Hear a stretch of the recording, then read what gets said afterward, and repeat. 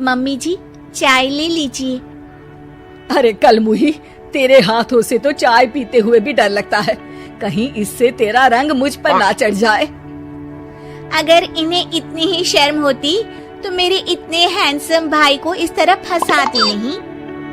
बानी और शिवम की लव मैरिज हुई है।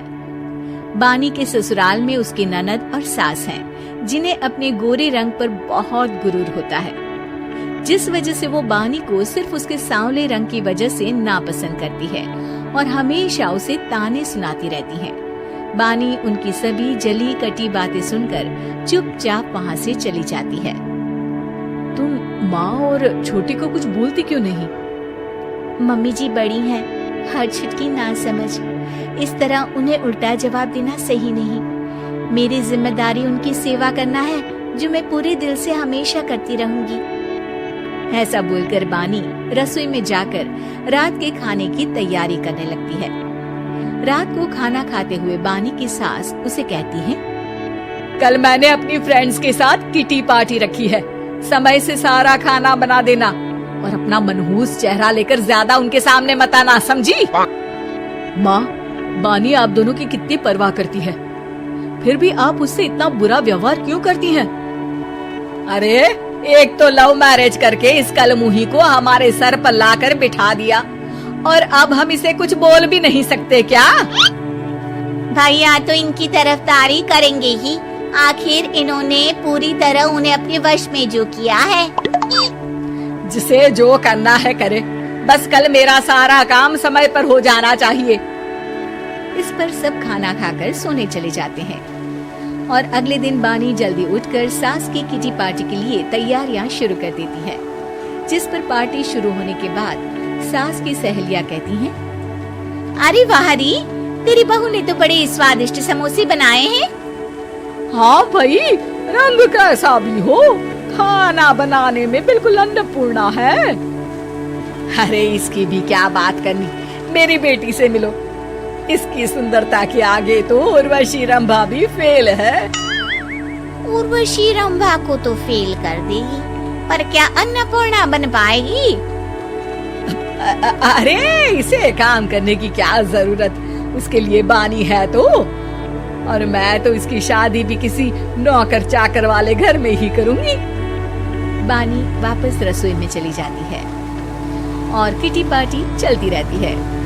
उसी रात को बानी की सास गुस्से में चिल्लाते हुए अपने कमरे से बाहर निकल कर आती है। हाय रे, चोरी हो गई, मेरे पैसे, पक्का पक्का इस कलमुही की वजह से हुआ है ये सब। अरे क्या हुआ माँ, कौन सा आसमान टूट गया? अरे आसमान तो उसी दिन टूट गया था जब तू इस कलमुही से शादी करके इसे घर में ले आया था। खुद तो आई ही, अपने साथ साथ मनहूसियत का काला साया भी मेरे घर ले आई। अरे हुआ क्या माँ? अरे मेरी तिजोरी में रखे पैसे कहीं गायब हो गए, सुबह ही देखा, अरे यहीं रखे थे। क्या आप मुझ पर चोरी का इल्जाम लगा रही है? अरे काली बिल्ली पर भी क्या कोई मनहूसियत का इल्जाम लगाता है? ऐसा बोलकर बानी की सास वहाँ से चली जाती है, जिसके बाद शिवम और बानी बात करने लगते हैं। देखो, मम्मी की बात का बुरा मत मानना, वो बस परेशान है ना, इसलिए कुछ भी बोल गई। वो परेशान नहीं, मुझसे नफरत की वजह से ऐसा बोलकर गई हैं। उन्हें मैं हमेशा एक आंख नहीं सुहाती। देखो बानी, अगर तुम चाहो तो हम दूसरा घर लेकर वहाँ शिफ्ट कर सकते हैं। आखिर तुमसे प्यार करके तुम्हें अपनी जिम्मेदारी पर इस घर में लेकर आया हूँ, इस तरह टॉर्चर नहीं होने दे सकता।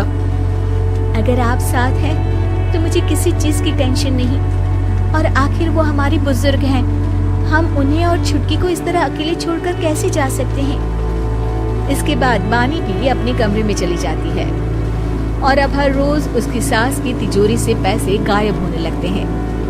इसी तरह कुछ समय बीत जाता है और वो हर बार हर चीज का इल्जाम बानी पर लगाती है, पर बानी कभी कुछ भी नहीं बोलती।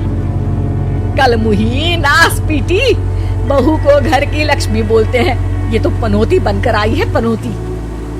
एक रात बानी की सास को आधी रात में प्यास लगती है, तो वो पानी पीने रसोई की तरफ जाती है। तभी उसे अपनी बेटी के कमरे में कुछ आवाज सुनाई देती है। हाँ हाँ, मैंने मम्मी की तिजोरी से हर रोज थोड़े थोड़े पैसे निकाल कर हम दोनों के लायक खूब पैसे इकट्ठे कर लिए हैं। और मम्मी आज तक उस सब के लिए भाभी को ही जिम्मेदार समझती है। तुम बस जल्दी से आकर मुझे यहाँ से ले जाओ और हम कहीं दूर जाकर शादी कर लेंगे। मम्मी को कुछ पता नहीं चलेगा, सब मुसीबत खत्म। अपनी बेटी की ये सारी बातें सुनकर बानी की सास भौचक्की रह जाती है और अपने कमरे में वापस चली जाती है। जब अगली सुबह बानी सास के कमरे में आती है, मम्मी जी, क्या बात है, आज आप कमरे से बाहर ही नहीं आई? आपकी तबीयत तो ठीक है ना? क्या छुटकी कमरे से बाहर आई? क्या तुम उसके कमरे में गई? नहीं नहीं, क्यों, जाना है क्या? मैं अभी चली जाती हूँ। नहीं, कोई कहीं नहीं जाएगा। इस पर वो बानी को साथ लेकर कमरे से बाहर आती है, जहाँ शिवम भी होता है। वहाँ उसकी सास बोलती है, छुटकी मेरी तिजोरी के सारे पैसे लेकर अपनी माँ के बारे में कोई ख्याल करे बिना किसी लड़के के साथ घर छोड़कर चली गई। और बहू, तुमने मुझ जैसी सास की सेवा करने के लिए अपने ही पति के साथ दूसरे घर जाने से मना कर दिया। मैंने हमेशा तुम्हारा रंग देखा अच्छा ही नहीं, जो मेरी सबसे बड़ी गलती है। मुझे माफ कर दे बेटा।